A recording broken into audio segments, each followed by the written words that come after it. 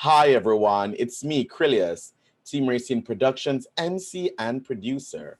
And joining me today is Markus Batchelor. Hey Marcus. Hey, how are you, Krylios? Good seeing you. Good seeing you. Good seeing you. It's always great to have you here, and it's good to have you here back with us again. Now, for those of our viewers who aren't aware, let them know what you're running for.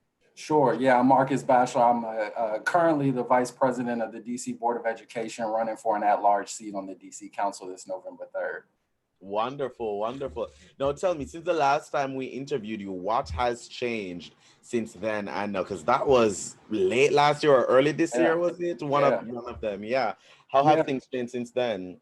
Yeah, I mean they've changed a lot. Obviously, I mean both the race has changed for sure, right? I think the field was a lot smaller the last time we talked. Hmm. It's grown to 25 candidates, but I think the more important thing since the last time is that the world has changed in so many ways, right? I think COVID-19 has happened since the last time we talked, which I think has just exposed so many of the inequities that our city already had before this crisis. And obviously, the murder of George Floyd and Breonna Taylor and countless other names, quite frankly, have also allowed us in a new way, both through our race, but also has allowed the city and the nation to really start a really honest conversation about race and class in our Yes. city and in our country. And so we're excited to lean into those conversations, as I think we're also really determined to help our folks recover and come back better from this.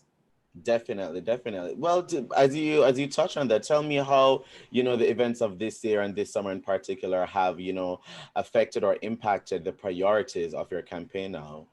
Yeah, well, I think when the last we talked and the last time I joined you all, I talked about I think a lot of these issues that directly relate to some of the inequities that our city is facing. We talked about right, the lack of quality healthcare east of the river, quite frankly, east of North Capitol Street. We talked about the Mhm. academic inequities and how if we had done equitable investment, we wouldn't have such a hard time closing the digital divide for our students who are learning remotely. We talked about living wage work. We talked about worker Mhm. protections, right? How many folks have access to quality health care, how many folks health coverage, how many folks have access to workers' rights that allow them to take sick leave and take care of family members. So all of Yeah. those things, I think, the crises that we've seen over the last few months that I think have changed this campaign in a different way, I think fundamentally are those things we were talking about from the beginning.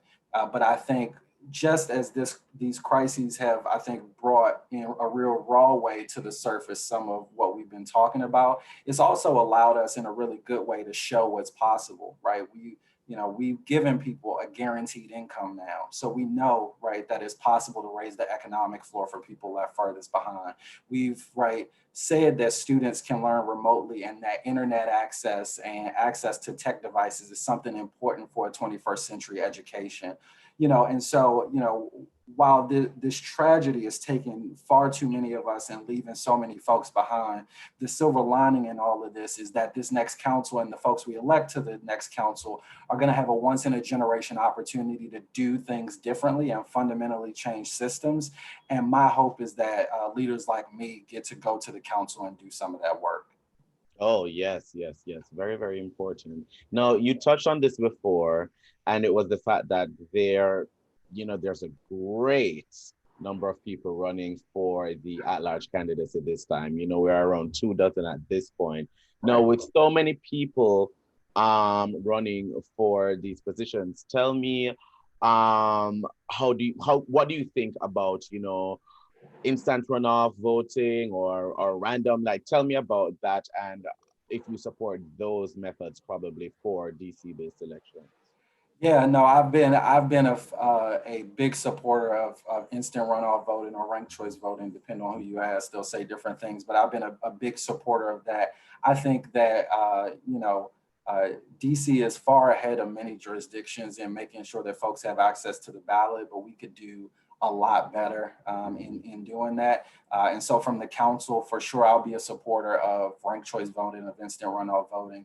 I'll also be a supporter of making Election Day a city holiday, so that we give as many folks as possible the opportunity to vote, but that we also demonstrate through our actions that the institution of voting is something that's important to our society, and we need everybody to lean into that.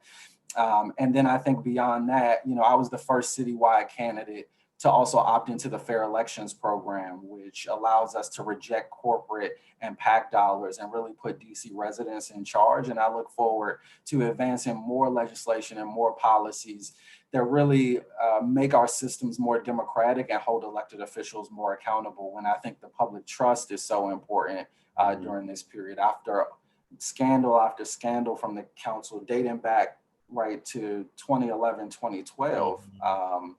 I think voters are really ready to turn the page and usher in a new generation of leadership. And I'm looking forward to doing that work to make that easier for folks who like me, just want to break through and fight for the change our city needs. Awesome, awesome, awesome. Now, with 2 spots there, tell me who will get your second vote. Which of your colleagues, which one will get your second vote? Yeah, well, I'm not going to tell anybody how to use your second vote, but I will say that I'll be voting for me for sure, and everybody watching this should. And then obviously, I am a lifelong Democrat until I switch my party affiliation to run for this seat. And so I'll be proudly also casting my vote for our Democratic nominee, Robert White. But hope that everybody really researches every single candidate to look at what what issues those candidates are talking about, but what experience they have, but also, quite frankly, what perspective they have, what shapes the work they do, what shapes their way of thinking. And I think we're looking forward to continuing having those conversations with folks about, I think, why our candidacy is both so important for the conversations we're having in this election, but also for the very important work we've got to do in the 4 years after. Definitely, definitely. Now, what would you like to say to our audience about the voting and election process this year, especially? Yeah, what I say is that make sure that your voter registration is updated. Go to dcboe.org, make sure your voter registration is updated to your current address. All voters will be automatically mailed a ballot. That's so important. It's the first time this is happening in the city's history. And it's one of the things we should be doing every election, but make sure that you're ready to receive your ballot. We know that there are inconsistencies with the mail system. So what we're saying to folks is that as soon as you get your ballot, fill it out and turn it in, right? As soon as you get your ballot, think of Markus Batchelor, fill it out and then turn that ballot in so that we can make sure folks are counted. And you can turn it back into a mailbox. The Board of Elections is going to have drop boxes around the city where you can also submit them. And then there's still an opportunity to turn your ballots in at one of the 80 voting centers across the city that'll be open in the lead up to the November 3rd election, where you can either cast your vote in person or turn in your ballot. So there are many options this election. We're just asking folks to take advantage of one, make your plan right now, and then execute it as soon as you begin getting your ballots in October. Very important, very important. And for the viewers, I just want you guys to know that the votefordc.com link is included in the video description as well. Right. Now, Markus, before I let you go, please share how people can learn more about you and support your campaign. Absolutely. So we're asking people to join us and learn more about both my DC story, but also our very bold vision for DC's future at markusfordc.com. Folks can also follow us on all social media at Markus, Markus for DC.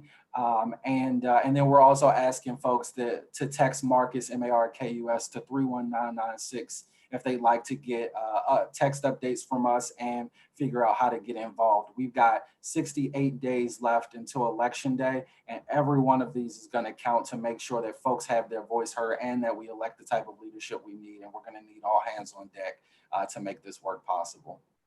Sounds good. Thank you so much, Markus, for joining me today. Always a pleasure. Yeah, absolutely. Thank you, Krylios, and thanks to Team Rayceen, and I'm looking forward to joining you soon.